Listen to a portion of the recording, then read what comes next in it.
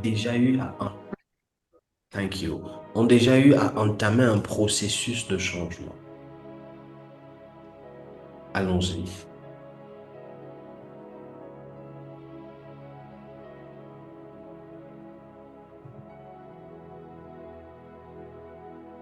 OK. Allons-y, allons-y, I'm there. Allons-y.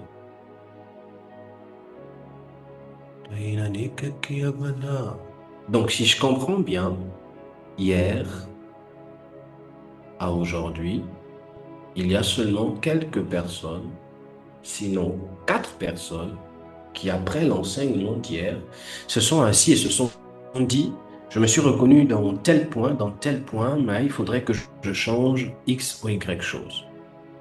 Maintenant, la question, c'est les autres là. Vous qui n'avez pas eu à faire cela, vous attendez quoi?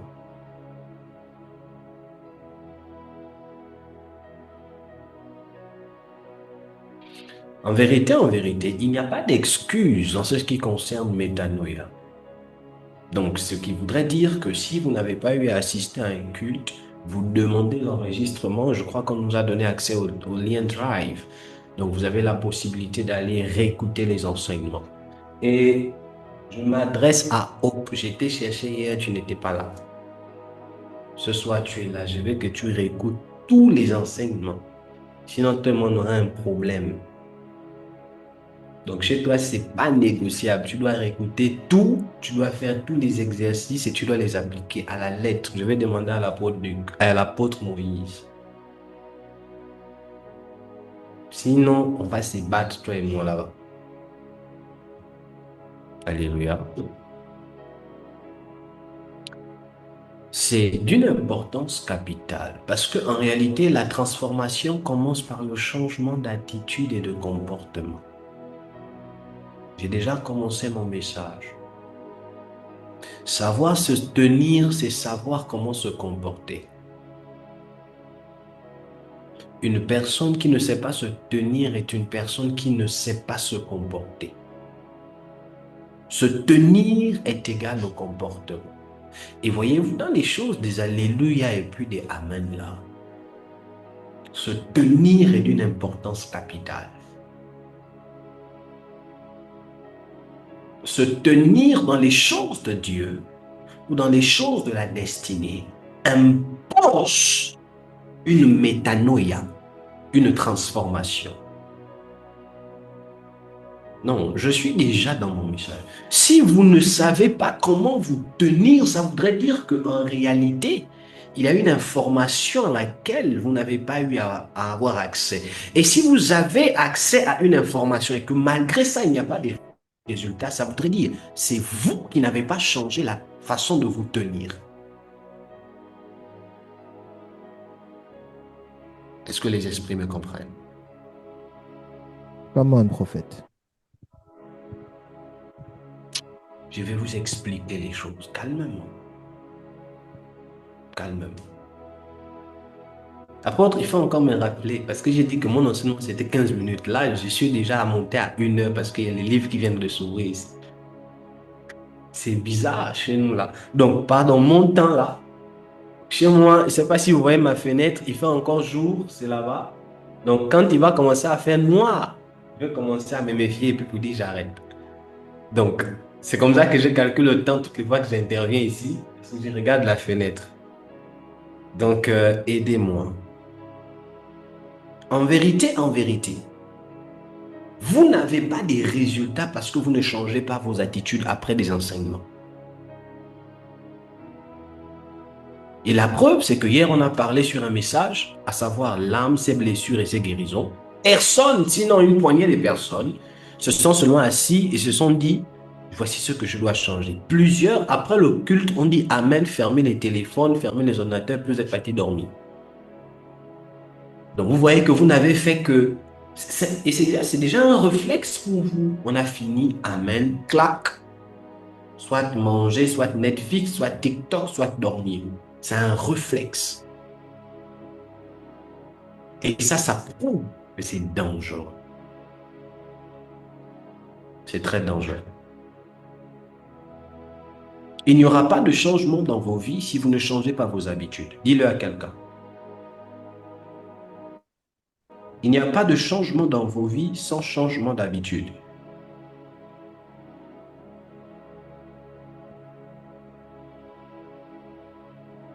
Il n'y a pas de changement dans vos vies sans changement d'habitude. Oh, Lisa. Vous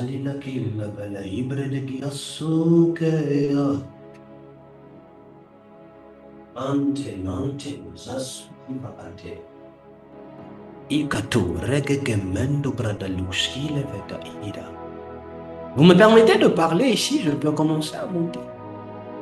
Il n'y a pas de changement dans nos vies sans changement d'habitude et de comportement. En fait, c'est la raison pour laquelle vous êtes financièrement. C'est la raison pour laquelle votre vie spirituelle n'évolue pas financièrement. Parce que les rudiments qu'on vous donne, vous refusez de les appliquer. C'est l'une des raisons pour lesquelles les humains, les chrétiens, prennent ceux qui réussissent comme étant des surhumains. Or, en fait, ceux qui réussissent n'ont fait que décider de respecter les règles. Comment, vous me prophète? comprenez ici? Ok, on va prendre un exemple. Si je dis, qu'est-ce que je vais dire ici? Si je dis hey, H-E-Y, hey, how are you? Who can answer me right now? Hey, how are you? Si tu as compris ce que j'ai dit, réponds en commentaire. Hey, how are you? Toutes les personnes qui ont compris, répondez en commentaire. Quand j'ai dit hey, how are you? Répondez-moi en commentaire. Nikao a dit I'm fine. Good, thanks. Yeah. Fine. Yeah. Hey, I'm fine. Yeah. Non. Merci. Vous répondez si vous comprenez. Si vous ne comprenez pas, ne répondez pas parce que vous avez vu les autres répondre.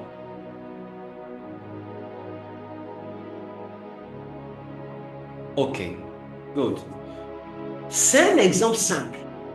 Je vous pose une question. Qu'est-ce qui vous a permis de répondre à la question que je vous ai posée? Ça s'appelle comment? L'OPA. Ça s'appelle comment?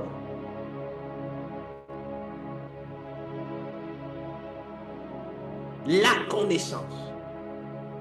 Maintenant, je vais encore dire quelque chose. Where are you from right now? Répondez. Là, on est dans les B.A.B.A. Introduce yourself. Where are you from right now? Where are you from right now? From Paris. Okay, France. From Gabon. Oh, okay. And Portugal. Ah, ma fille Béatrice, tu es montée en anglais, c'est bien ça. Lyon. Ok. C'est un exercice simple. Mais j'ai remarqué qu'il y a des gens qui n'ont pas compris. Hein. Je connais déjà que ma fille Candy Boot n'a même pas répondu parce qu'elle et moi, c'est que l'anglais, elle s'est dit, c'est quelque chose. L'anglais avec ma fille, c'est compliqué. Vous me connaissez bien. N'est-ce pas, ma fille? Tu ne peux, je sais. Et je vais te prendre comme exemple. Regardez ce qui se passe. Pendant que je parle une langue que d'autres comprennent, il y a une personne qui est là, c'est ma fille. Elle écoute ce que je dis, mais elle ne comprend pas. Ce qui fait que le manque de compréhension crée en elle un statu quo. Elle ne peut pas bouger. Elle est sur place. Or, ceux qui comprennent ce que je dis bougent en fonction de ce que j'ai eu à dire. Oh, let me preach. Laissez-moi vous parler ce soir. C'est la raison pour laquelle vous devez comprendre une chose. Apôtre, pendant que je méditais, j'étais en transe ce soir, 1 heure avant le programme, l'Esprit de Dieu a ouvert mon esprit et j'ai compris une chose. Il n'y a rien qui peut se faire sur la terre, dans le règne physique, dans le règne spirituel, sans connaissance. Nothing. Et tout blocage dans la vie d'une personne est la manifestation de l'absence d'une connaissance.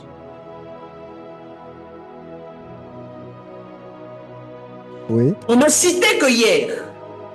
Hier, nos yeux les différents types de blessures qu'un homme peut porter, qu'une âme peut porter. On a parlé de 4 blessures d'abandon, blessures de rejet, blessures d'humiliation, blessures de comparaison. On a parlé de différents types de blessures. Mais voyez-vous, pour plusieurs, vous ressentez, on dit ça comment? Comment le temps que vous faites sentir des choses dans votre esprit. On va aller dans ce temps-là. Donc, vous ressentez des choses dans votre esprit quand vous n'avez pas la capacité d'expliquer.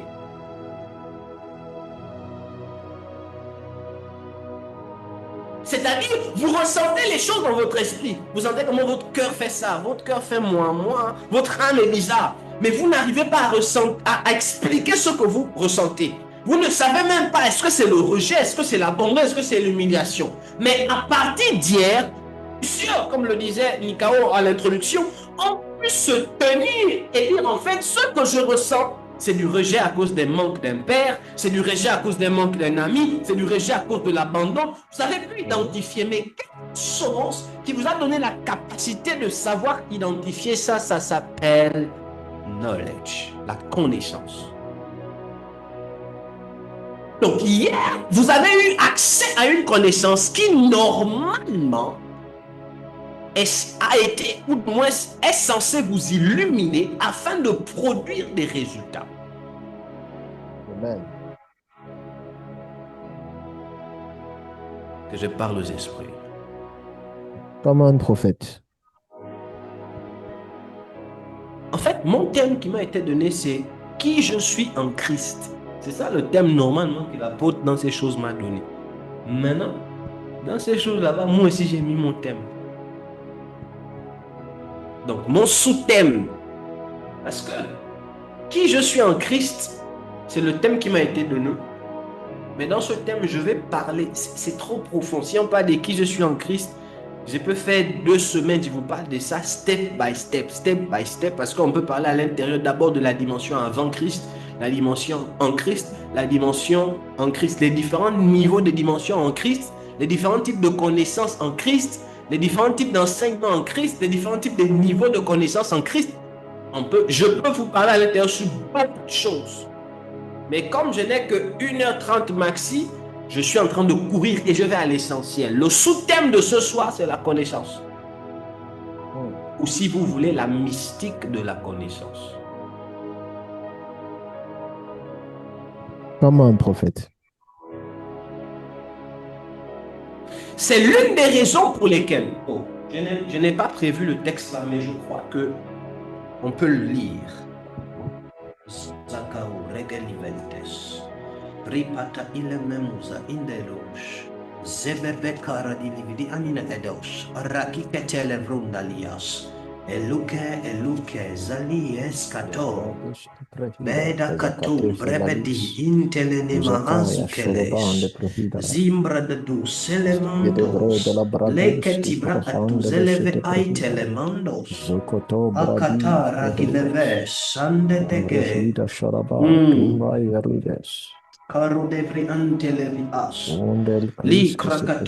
Excusez-moi, je cherche le texte. Ma femme n'est pas encore là. J'aimerais qu'on m'aide rapidement à chercher le texte qui parle de où la sagesse parle. C'est dans le Proverbe, Proverbe 22, s'il vous plaît. Je crois si c'est pas Proverbe 22, apôtre Hilary, aidez-moi spécifiquement. Là où la sagesse parle, il est écrit, la Bible dit, j'étais avec moi au commencement quand Dieu faisait les choses. C'est dans le livre des Proverbes. Maman Lucienne, vous devez comprendre une chose. La vie, votre vie traîne parce que Dieu vous a abandonné. Votre vie traîne pas parce qu'il y a des sorciers. Votre vie traîne parce qu'il y a des connaissances auxquelles vous n'avez pas accès. Une personne qui passe le temps à se lamenter. Écoutez, je vais vous parler. Une personne qui pleure, papa, tu pleures le rejet, tu pleures l'abandon, tu pleures. En fait, tu pleures quand tu es rejeté parce que tu n'es seulement conscient que de 2, 3, 4 personnes qui t'aiment autour de toi. Mais si tu ouvres les yeux, tu vas te rendre compte qu'on est plus de 8 milliards sur la Terre. Et tu as la capacité d'être aimé encore par d'autres personnes. Mais qu'est-ce qui fait en sorte que tu n'arrives pas à prendre conscience de ça? La réalité dans laquelle tu es. Ainsi, vous devez comprendre que la connaissance vous introduit dans des différents types de réalités. Amen. Oh, je vous dis que Dieu... Attendez, on m'a dit c'est Proverbe 22, non? Ouais, 22, verset combien? La sagesse est une source de vie pour celui qui la possède et le châtiment... Non, c'est pas ça.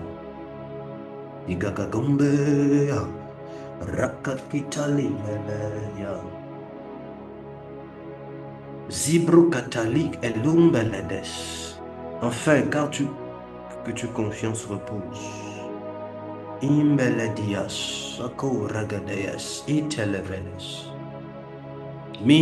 Ce n'est pas grave. Le texte dit j'étais au commencement quand Dieu faisait la terre, quand il posait les fondements de la terre, j'étais avec lui. C'est un peu ça. Mettez ça sur ChatGPT, ça va vous sortir le texte. C'est un peu ça. Et c'est la sagesse qui parle, la sagesse qui se vante, que Dieu a fait au commencement. Je suis la première créature que Dieu a eu à faire au commencement. La sagesse parle comme ça. Ça doit être dans Proverbe 22 ou Proverbe 19 ou 4 ou 8, quelque chose comme ça. Proverbe chapitre 8. Mais c'est dans le livre des Proverbes. Pardon? Proverbe chapitre 8. Ok. Ma Bible, elle est nouvelle, donc je ne l'ai pas encore toute lue dans la nouvelle Bible là. Proverbe chapitre 8. Oui. Je vais lire à partir du verset... Merci. Je vais lire à partir du verset 15. Ok. Ok, peut-être à partir du verset 14. Papa, est-ce qu'on ne va même pas lire à partir du verset 12 même? 12. Écoutez les humains, écoutons bien, Église. Moi, la sagesse, j'ai pour demeure le discernement et je possède la science de la réflexion. La crainte de l'Éternel, c'est la haine du mal. L'arrogance et l'orgueil, la voix du mal. Et la bouche perverse, voilà ce que je hais. Le conseil et le succès m'appartiennent. Je suis l'intelligence, la force est à moi. Par moi, les rois... Non, apôtre, votre micro s'est fermé, je ne sais pas pourquoi. On dit par quoi? Par moi, les rois, quoi? Lisons ensemble. Hein? Alléluia. On m'entend? Allons-y. Oui. Je disais... Verset 15. Par moi, les rois règnent. Alléluia. Allons-y. Par moi, les rois règnent. Et les princes ordonnent ce qui est juste. Stop. Par moi, on met break là. On met pause là, apôtre. La Bible dit par moi les rois règnent. On est d'accord? Par moi les rois règnent. Dans Proverbe, je crois au chapitre 4, si je ne me trompe pas. Je vais citer comme ça. Je pense que certaines personnes ont déjà eu à lire ce verset où la Bible dit « Dans la demeure du sage se trouvent des trésors. Et dans celle d'un insensé, il n'y a que ruine. » Vous me suivez ici? Dans la demeure du sage se trouve un trésor.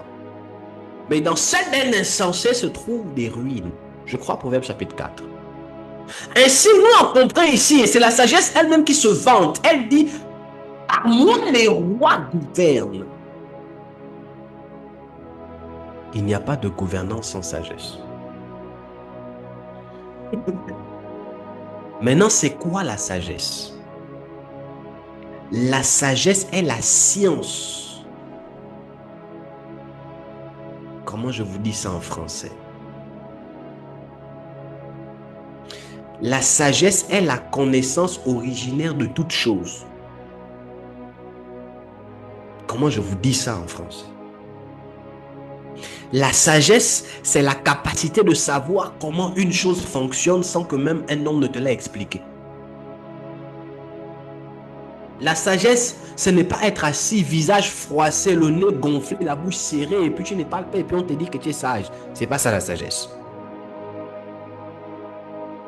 La sagesse est un esprit qui te donne la capacité d'avoir accès à une bibliothèque de connaissances célestes. Oh, est-ce que je parle à des esprits? Amen. C'est la raison pour laquelle, regardez ce que les textes disent. Les textes disent la crainte de l'Éternel est le commencement de la sagesse. C'est ça, non? Pourquoi? Parce que celui qui possède Christ a la capacité d'avoir accès à toutes les connaissances divines. Non, même, j'ai envie de vous parler. La sagesse est l'esprit qui vous donne accès à toute la bibliothèque céleste. Une personne qui travaille avec la sagesse est une personne qui connaîtra les fondements que régissent certains domaines.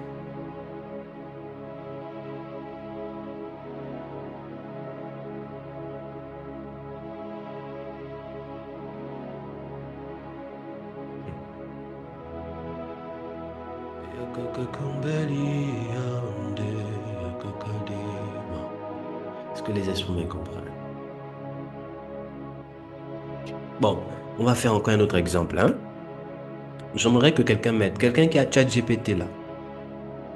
On va faire un exercice tout de suite. J'aime vous parler. Désolé de ma déontologie ou de ma pédagogie depuis hier. Je suis en train de... Je veux vous emmener au concret.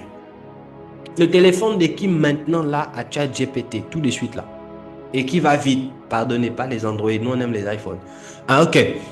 Ok. Ok.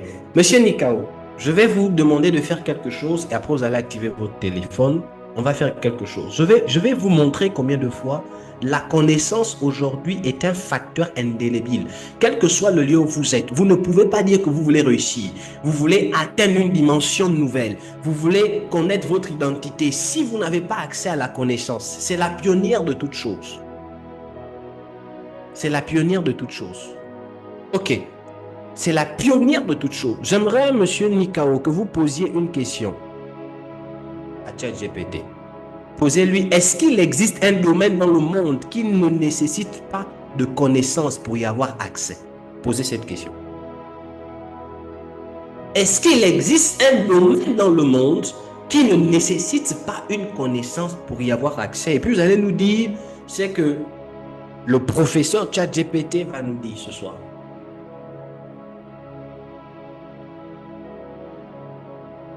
Chacun peut poser la question dans son chat. Est-ce qu'il existe un domaine dans le monde là qui ne nécessite pas la connaissance pour y avoir accès? Je lis la réponse. Oui, allons-y. Qu'est-ce qu'il dit? Alors, non, réponse courte, mais certains domaines demandent très peu de connaissances au départ. Pourquoi non? Tout domaine, même depuis le plus simple, requiert au moins un minimum de compréhension ou de compétences. Même pour balayer une rue, il faut comprendre ce qu'est un balayeur, par exemple. Je continue ou je m'arrête là? Papa, allons. Moi aussi, m'a donné l'exemple de balayer les rues là. Continue encore. Savoir comment balayer efficacement, savoir respecter certaines règles de sécurité, des circulations, etc. Savoir comment quoi? Savoir comment quoi? Savoir respecter certaines règles de sécurité, des circulations, etc. Savoir comment balayer efficacement. Stop. Est-ce que vous savez que même vous, quand vous balayez vos maisons là, vous avez une connaissance infime qui vous permet de savoir comment balayer, qui vous permet de balayer. En réalité, un professeur dans le balayage peut venir vous enseigner comment balayer la maison. Donc, il y a beaucoup de gens comme moi qui ne savent pas comment balayer une maison. Je vous dis la vérité. Nous tous ici, bon, quand je dis nous tous, comprenons, nous, la plupart, les femmes, vous savez préparer, n'est-ce pas? Vous savez cuisiner, vous avez appris ça à la maison. Vous avez une fine connaissance qui vous donne la capacité de savoir. Bon, quand je dis les femmes, là, il y a encore Suzy qui rit, c'est pas évident qu'elles sachent cuisiner. Mais ça va aller. Mais si on prend un chef d'entreprise, un chef culinaire 5 étoiles, il va vous enseigner la cuisine. Auprès de lui, vous aurez l'impression que vous ne saviez jamais cuisiner. Parce qu'il n'y a aucun domaine qui peut se faire sur la terre. Et je le dis, je suis le prophète Azaf Emel, ciel qui ne nécessite pas une connaissance. Il peut y en avoir qui nécessitent une connaissance. Ça nous donne la capacité de nous mouvoir, faire avec ce qu'on peut. Mais si on veut atteindre une dimension d'expansion, d'excellence, il faut que la fine connaissance croisse.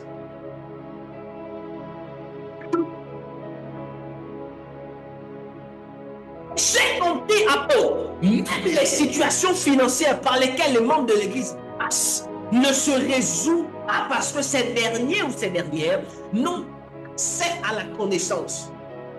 Mais chasser un démon exige une connaissance.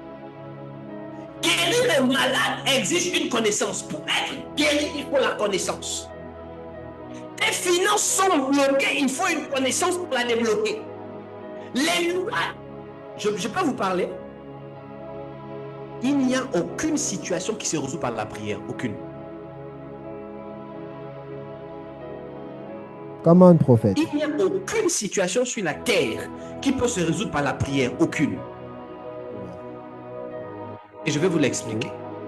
La situation ne se résout pas parce que vous priez. La prière ne résout rien. Parce que la prière est le canal qui te donne d'avoir accès à des connaissances que tu vas prendre dans le règne céleste afin d'imposer le savoir spirituellement ou physiquement. Prier ne change rien. Prier est le canal qui te donne accès aux connaissances. Non, je vais vous expliquer ça autrement. Celui qui prie ne change rien par sa prière, mais celui qui prie élève son esprit afin que son esprit puisse avoir accès à des bibliothèques célestes. L'esprit va prendre la connaissance. Comme la connaissance revient, l'esprit te donne une nouvelle capacité de te tenir. C'est la connaissance que tu as reçue spirituellement qui t'enclenche un nouveau processus dans la façon de te tenir qui crée le miracle. Ce n'est pas parce que tu t'es agenouillé et tu as prié.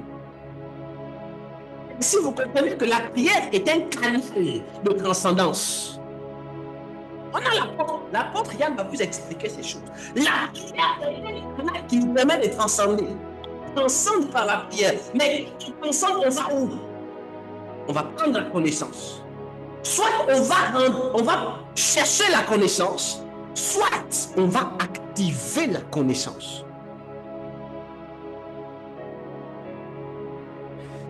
C'est la raison pour laquelle vous avez des situations par lesquelles vous passez. Vous savez que vous êtes des enfants de Dieu. Mais quand il y a des situations, pourquoi vous faites des décrets? Le rôle des décrets, c'est quoi?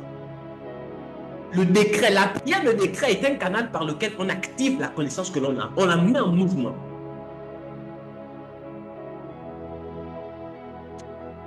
C'est ainsi que si vous passez par une situation qui a trop duré, la question, ce n'est pas de vous poser, ce n'est pas de pleurer en disant, est-ce que Dieu m'a abandonné? Est-ce que la question, c'est quelle formation que je dois connaître? Je n'ai pas eu accès. Il doit déclencher un mouvement divin.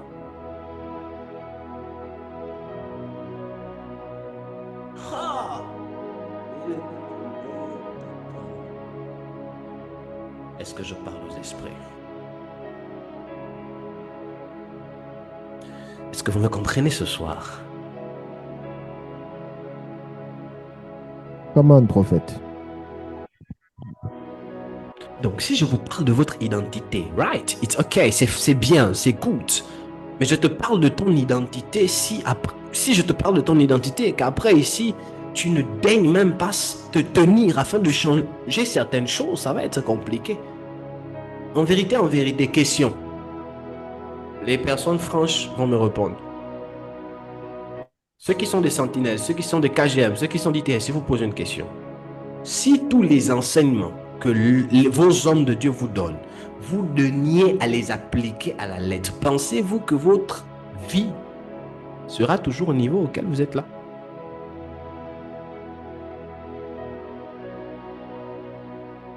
Donc vous reconnaissez qu'en vérité, vous-même, vous êtes votre propre souci.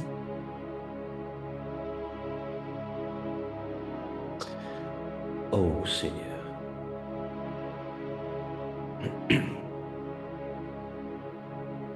En fait, c'est ça mon message. Là, j'ai fini de vous prêcher.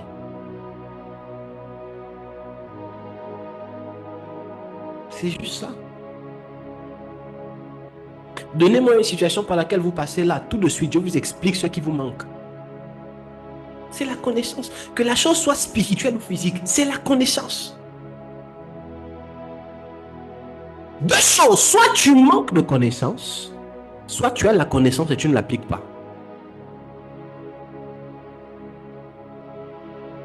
Soit tu manques de connaissances, soit tu as la connaissance et tu ne l'appliques pas.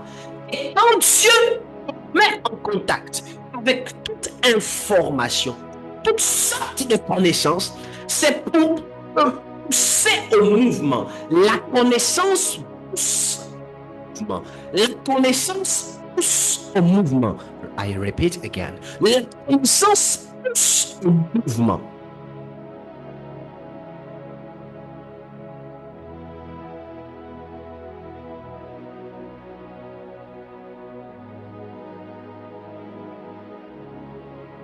C'est la raison pour laquelle vous pouvez avoir les plus grandes situations de la terre. Pleurer lundi, mardi, mercredi, dimanche, matin, midi et soir. Dieu ne va jamais agir parce que vous êtes triste. Dieu agit parce que vous respectez les principes.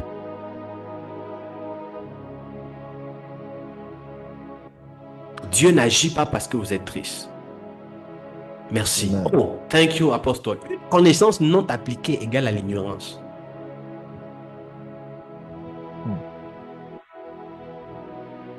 Une connaissance. Salika kumbelisa.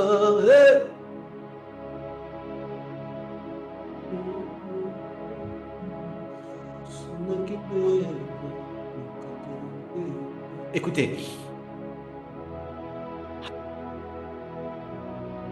La foi vient de ce que l'on entend.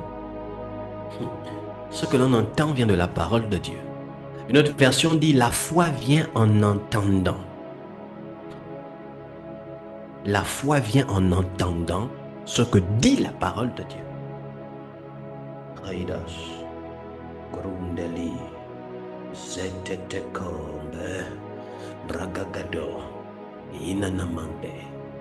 Métanoïa est un processus de transformation, mais qui exige de toi une transformation, un changement en termes d'habitude et de comportement. Je suis en train de chercher un texte dont je voudrais que nous puissions lire.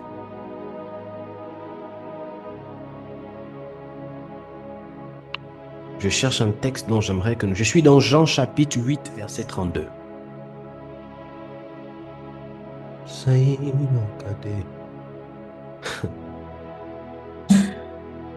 Vous connaîtrez la vérité et la vérité vous rendra libre. Jean chapitre 8. Verset 32. Verset 32.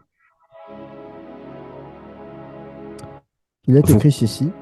Yeah. Vous connaîtrez la vérité et la vérité vous affranchira. Vous connaîtrez la vérité et la vérité vous affranchira. Donc normalement, quand on rentre en contact avec la vérité, qui est une connaissance, elle a pour objectif de nous affranchir. Mais il ne suffit pas de connaître. Parce qu'en fait, là, le texte là est mal compris. Quand la Bible dit « vous connaîtrez la vérité », on ne parle pas de connaître en termes d'entendement. Oui. Parce qu'il y a près de 3 à 4 dimensions de connaissance. Comment, prophète? On parle de connaître en termes d'expérience dans les 3 dimensions de l'être humain. Oui. Donc, vous pouvez écouter une chose qui est vraie, mais elle ne peut pas vous rendre libre si vous ne l'expérimentez pas. Est-ce que je parle à des humains, à des esprits ici? Comment, prophète? C'est la raison pour laquelle allons-y étudier le mot connaître. Le mot connaître dont nous dit Jean là. Vous connaîtrez là, le mot connaître là.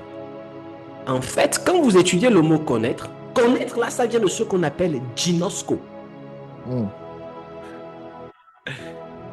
Je parlais avec quelqu'un hier.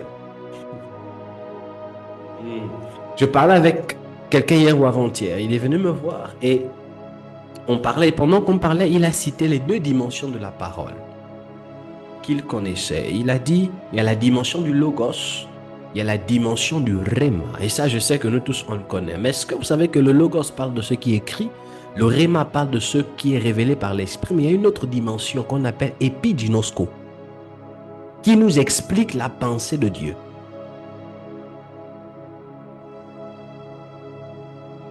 C'est la raison pour laquelle quand l'apôtre Paul est converti, à un moment donné, quand il descend, il va, la Bible nous dit, je crois, dans le livre des Actes des Apôtres, si on peut m'aider à trouver ce verset. La Bible dit qu'il est parti prêcher dans la synagogue. Quand il prêchait dans la synagogue, la Bible dit qu'il avait Priscilla et puis, je crois, son mari qui était Aquila ou quelque chose comme ça. La Bible dit, après, les gens pour enseigner avec d'exactitude les choses qui concernent le royaume, avec d'exactitude. Et j'aimerais mettre l'accent sur ce mot, d'exactitude. Ça voudrait dire, il y a des gens qui prêchent Dieu à 15%, mais il y a des gens qui peuvent te parler de Christ à 95%. C'est-à-dire que ce qui te dit est tellement vrai qu'il est en train de t'expliquer la pensée originaire de Dieu quand Dieu créait le monde.